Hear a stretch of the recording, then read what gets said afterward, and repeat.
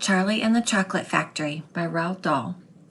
The author had just finished telling us about the first golden ticket finder, Augustus Gloop, and he was also telling us about how the whole world was going crazy trying to find the golden ticket in these Wonka bars.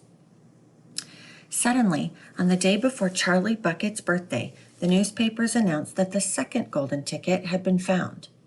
The lucky person was a small girl named Veruca Salt, who lived with her rich parents in a great city far away. Once again, Mr. Bucket's evening newspaper carried a big picture of the finder. She was sitting between her beaming father and mother in the living room of their house, waving the golden ticket above her head, grinning from ear to ear. Veruca's father, Mr. Salt, had eagerly explained to the newspapermen exactly how the ticket was found.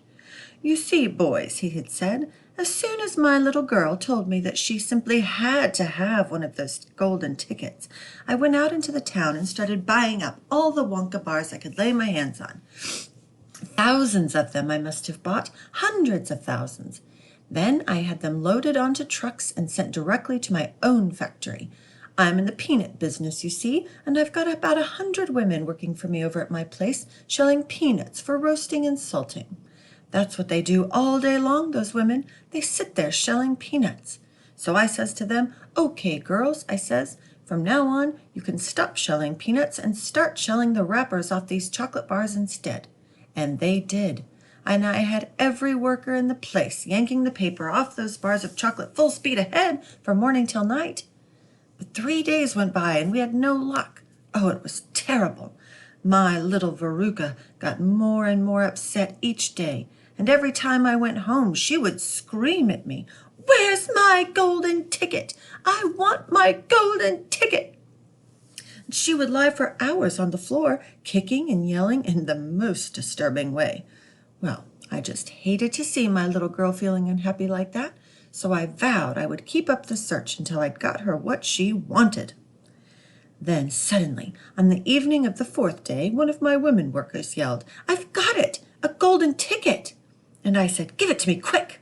And she did, and I rushed it home and gave it to my darling Veruca, and now she's all smiles, and we have a happy home once again." "That's even worse than the fat boy," said Grandma Josephine. "She really needs a good spanking," said Grandma Georgina. "I don't think the girl's father played it quite fair, Grandpa. Do you?" Charlie murmured. "He spoils her," Grandpa Joe said. "And no good can ever come from spoiling a child like that, Charlie. You mark my words." "Come to bed, my darling," said Charlie's mother.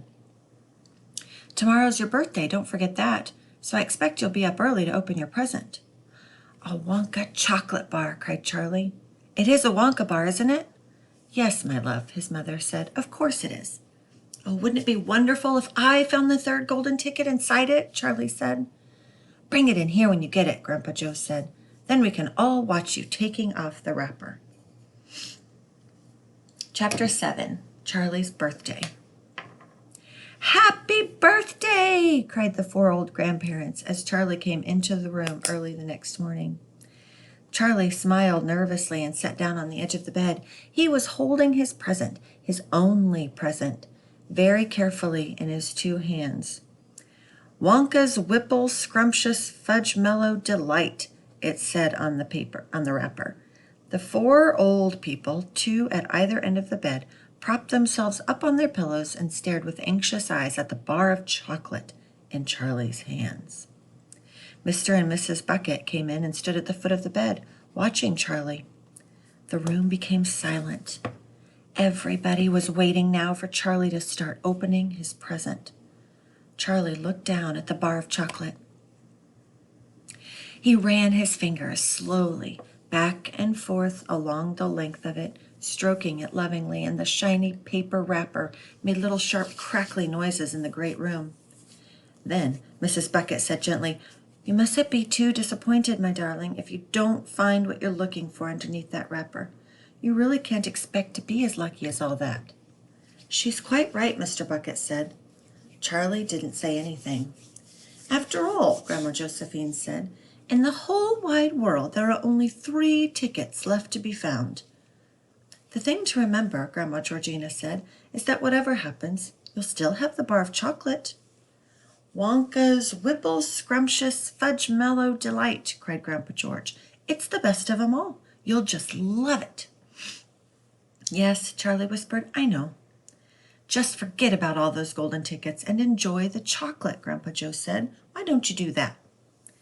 They all knew it was ridiculous to expect this one poor little bar of chocolate to have a magic ticket inside it, and they were trying as gently and as kindly as they could to prepare Charlie for the disappointment.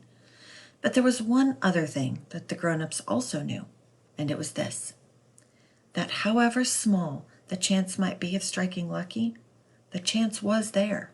The chance had to be there. This particular bar of chocolate had as much chance as any other of having a golden ticket. And that was why all the grandparents and parents in the room were actually just as tense and excited as Charlie was, although they were pretending to be very calm. You'd better go ahead and open it up or you'll be late for school, Grandpa Joe said. You might as well get it over with, Grandpa George said. Open it, my dear, Grandma Georgina said. Please open it. You're making me jumpy. Very slowly, Charlie's fingers began to tear open one small corner of the wrapping paper. The old people in the bed all leaned forward, craning their scraggy necks.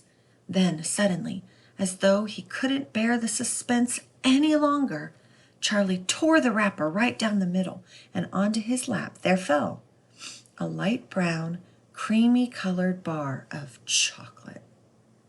There was no sign of a golden ticket anywhere. Well, that's that, said Grandpa Joe brightly. It's just what we expected.